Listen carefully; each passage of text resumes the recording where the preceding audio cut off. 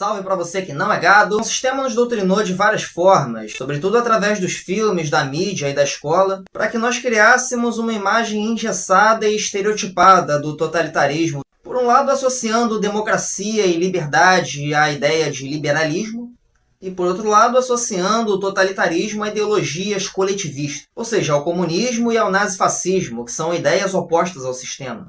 Aí você ouve falar em totalitarismo e lembra daquela cena que você já viu em algum filme, com aquele cara fardado e cheio de marra, batendo em algum prisioneiro e obrigando ele a saudar algum ditador figurão. E aí o gado é doutrinado pelo liberalismo para achar que um liberal é incapaz de ser totalitário, por mais que ele veja liberais promoverem perseguição política e controle de informação. Daí os liberais mais conservadores vão associar essa perseguição ao comunismo, e, por outro lado, os liberais mais progressistas vão associar essa perseguição ao fascismo, sendo que os comunistas e os fascistas costumam ser as maiores vítimas do autoritarismo liberal, justamente por criticarem os pressupostos dessa ideologia, que, aliás, também não vai poupar os liberais mais libertários. Mas a verdade é que essas ideologias alternativas praticamente já não têm nenhum poder no século XXI. São os liberais que monopolizam a repressão do sistema. Mas quem seria imbecil a ponto de defender um governo totalitário sem nem ao menos fazer parte desse governo? Uma pessoa com medo provavelmente apoiaria. A história nos mostra que basta um governo amedrontar uma população que ela vai tolerar qualquer tipo de abuso para se sentir segura. Plano Cohen no Brasil, o incêndio do Reichstag na Alemanha e, mais recentemente, o 11 de setembro, que legitimou o ato patriótico nos Estados Unidos. O sistema quer que você tenha medo do comunismo a ponto de abrir mão dos seus direitos trabalhistas.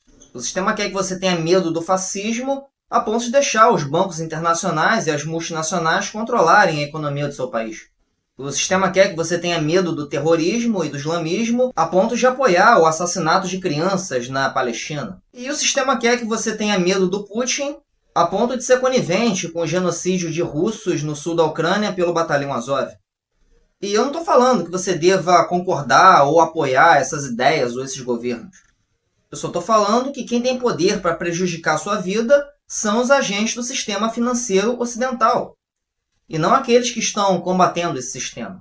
Mas como seria um totalitarismo neoliberal? Considerando que a ideologia neoliberal tem uma desconfiança muito peculiar em relação ao Estado, então, em teoria, o Estado não teria o monopólio da repressão, e nem seria o agente ativo do totalitarismo como era no século XX. Nesse caso, as fronteiras seriam mais flexíveis e os Estados acatariam as ordens vindas das corporações, que atualmente contam com mecanismos de poder e controle que elas não tinham no século XX. O autor Alexander Dugin fala sobre essa distopia em um texto que ele publicou há alguns anos, chamado Terceiro Totalitarismo. Mas o Dugin apoia um governo repressor, mas o Dugin é contra as liberdades individuais. Galera, vamos separar o autor da obra, tá?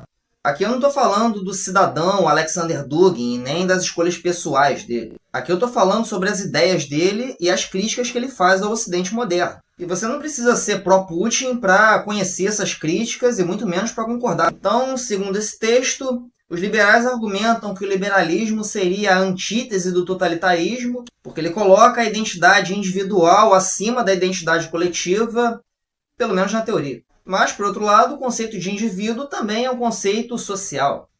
O indivíduo só se reconhece enquanto indivíduo e só aprende a valorizar sua individualidade porque ele cresceu numa sociedade que valoriza esses conceitos, ou seja, numa sociedade liberal. Ainda segundo o texto, até autores liberais como Durkheim admitem que a consciência individual só pode existir tendo a consciência coletiva como base. Então a pessoa que cresce numa sociedade liberal, ela tende a se considerar um ser extraordinário, único e diferenciado, exatamente como todas as outras que cresceram naquela sociedade.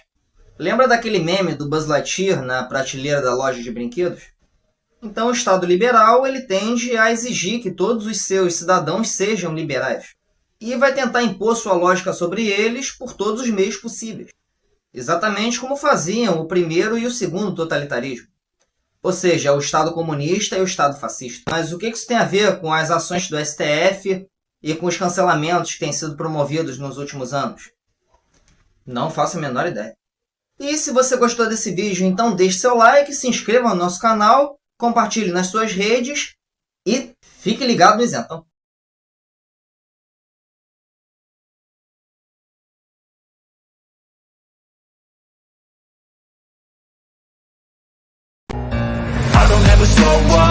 don't take shit. I got no love for the fakeness.